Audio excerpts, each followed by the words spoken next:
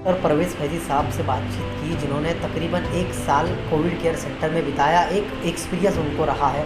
आज हमने उनसे जानने की कोशिश की, जो पहला कोरोना था और जब दूसरी लहर आई, ये दोनों में डिफरेंट कितना है और ये कितना हावी हो सकता है, और रेमडेसिविर इंजेक्शन को लेकर भी हमने उनसे बातचीत की। पिछले साल जो कोरोना आया, नोवेल कोरोना वायरस कोविड-19, उसमें और इस सेकंड लहर में दोनों वायरसेस में बहुत बड़ा डिफरेंस है, बहुत बड़ा फ़र्क है। पहले जो सिम्टम्स आते थे वो सीवियर हो जाते थे, सीवियर होने के बाद मरीज़ का इलाज होता था उसका। इस वक्त ऐसा आ रहा है कि सिम्टम्स इतने सीरियस नहीं आते हैं, आदमी को थोड़ा बहुत सर्दी खांसी होती है और उसके बाद एकदम से सीरियस हो जाता है। बहुत सारे लोगों को मैंने देखा, वो संभालते हैं अपने आप को और खुद पे, जिसको कहते हैं कि अपने जान पे लेकर के, और फिर उसी में उनका इंतकाल हो जाता है। ध्यान नहीं देते लोग, उसमें रह जाता है। इसकी वजह यही है कि इसके सिम्टम्स जो है, जो पहले के जो साइंस है, पहले में थोड़ा सर्दी खांसी हल्का ये होता है और बहुत ज़्यादा सीरियस नहीं होने पाता, एक बात तो। उसके बाद उसके कॉम्प्लिकेशंस बड़े ऑड हैं।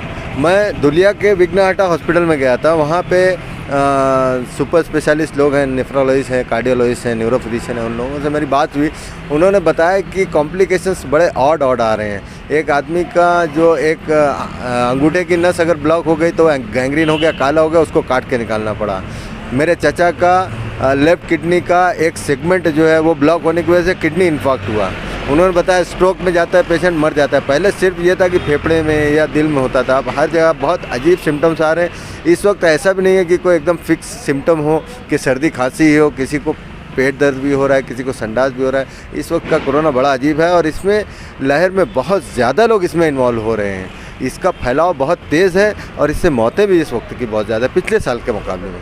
एक दूसरी बात ये ऐसी कि इस वक्त इतने ज़्यादा सेंटर्स एक्टिव हैं गवर्नमेंट के अलावा। पहले तो हमारे पास सिर्फ फारन हॉस्पिटल था और कोई आगे आने को तैयार नहीं था। इस वक्त हर प्राइवेट हॉस्पिटल में हम लोग देख रहे हैं कि पेशेंट को एडमिट किया जा रहा है, उन लोगों का ट्रीटमेंट किया जा रहा है, उसके बाद भी कहीं पे बेड मिलने को तैयार नहीं है। बेड की बहुत कमी है, दवाखानों में जगह बिल्कुल नहीं है। और तीसरी एक चीज़ कि अभी आजकल ऑक्सीजन की भी कमी हो गई, इसलिए दवाखानों में भी ज़रा तकलीफ़ चल रही है। सर, रेमडेसिविर इंजेक्शन की अगर बात की जाए तो लोगों के दिलों में एक ये बात बैठ चुकी है, मेंटली लोगों ने सर से ये ले लिया कि अगर मुझे रेमडेसिविर मिलेगा तो ही मैं बच पाऊँगा। जो पहला ट्रेंड था, जो पहला कोरोना वायरस की लहर थी, उसमें तो हम और भी मेडिसिन दे के पेशेंट को कवर कर देते हैं, लेकिन अब ये रेमडेसिविर का मसला है। पिछली बार जब पहली मर्तबा कोरोना आया, हमें तो कुछ मालूम ही नहीं था कि क्या ट्रीटमेंट देना है, कैसे आगे बढ़ना है। रोज़ सुबह शाम गवर्नमेंट की, WHO की अलग अलग डायरेक्टिव्स आती थी, कभी ये मेडिसिन, कभी वो मेडिसिन, कभी ये डोज, कभी वो डोज। इससे तो निकल करके यहाँ तक आ गए कि कुछ एक जगह पे आके कुछ तय हो गया, कुछ चीज़ें फिक्स हो गई हैं। 4-6 दवाएँ ऐसी, आइवरमेक्टिन, स्टेरॉइड्स, कुछ एंटीबायोटिक्स, कुछ चीज़ें ऐसी, विटामिन सी वगैरह तो फिक्स हो गई, पहले मालूम ही नहीं थी। इसी के बीच में एक फैबीफ्लू एक गोली आ रही है जो कि एंटीवायरल है, और रेमडेसिविर भी एंटीवायरल है।